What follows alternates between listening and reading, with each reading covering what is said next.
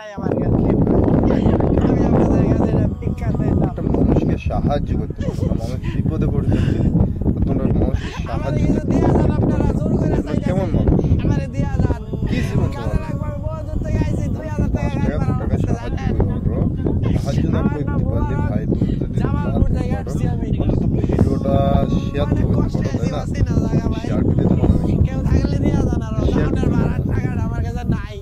Share বুঝছেন করতে পারো আমার মাইছে খারাপ কয় ভিডিওটা তুমি বনিয়া সম্পূর্ণ রাস্তায় বললে দেখো ভাই মানুষ আরো একটা খারাপ কয় মানুষ বুঝে না অ্যাক্সিডেন্ট হয়েছে যে সে আর সমস্যা অ্যাক্সিডেন্টের আছে মানুষ পর বুঝে না আমি সারা ঢাকা তার শহরটা ঘুরছি পাঁচবার অলরেডি আমারে অপারেশন কেউ ভিক্ষা দেয় নাই হওয়ার পরে আমি মাইসের এত করে বললাম আমার ঠিক চিকিৎসা হয়েছে। করুন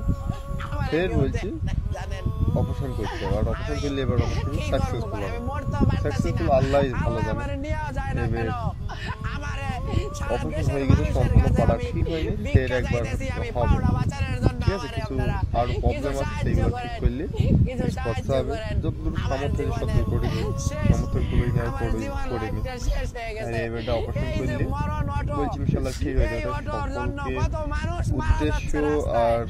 বিনা তার উদ্দেশ্য কারণে হলো সেই যে অটোটা আমাকে আমাকে মানুষ চাপা দেয় সাহায্য আমি সাপোর্ট অটোর করবে নিচে বাট পড়ে আমরা যাই মানুষের এই মানুষের যদি অটো কাজ গাড়ির না জন্য হয় মানুষের 14 লক্ষ টাকা গেছে আমি সব বিক্রি করছি ভাই কি অ্যাকচুয়ালি করবো? মানুষ হয়ে যদি মানুষ 14 কষ্টটা না লক্ষ বুঝে টাকা তাহলে কি যাওয়ার হবে পরেও পাওড়া কাটতে হইতাছে এই কি পাওড়া মানুষ যদি ভাই এখন আমরা খাইটা ফালায় দেয়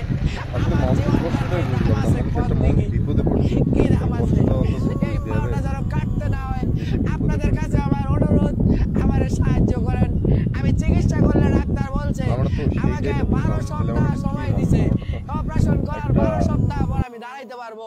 চলতে পারবো আল্লাহর উসিলায় আল্লাহ যদি রহম করে 12টা সপ্তাহ পর দাঁড়াইতে পারবো